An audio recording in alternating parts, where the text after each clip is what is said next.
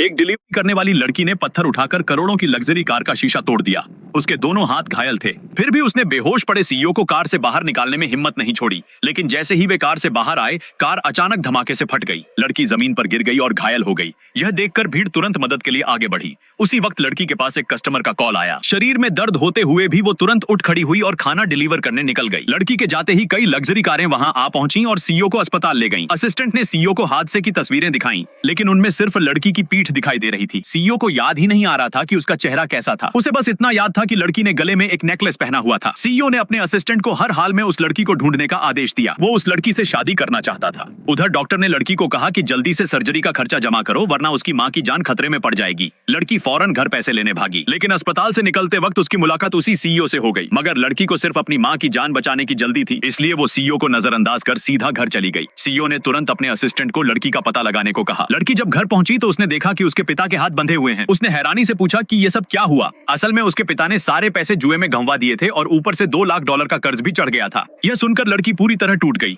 मजबूर होकर उसने घर गिरवी रखकर कर्ज चुकाने का वादा किया। कर्जदारों के जाते ही पिता का रवैया बदल गया। उसने लड़की को घर गिरवी रखने के लिए दोषी ठहराया और थप्पड़ भी मार दिया। वो ये तक कह बैठा कि लड़की ही इस घर के लिए अपशकुन है। लड़की गुस्से में अपने पिता से झगड़ पड़ी। तभी उसका पिता गुस्से में कुर्सी उठाकर उसे मारने ही वाला था कि तभी अचानक सीईओ वहां पहुंच गया।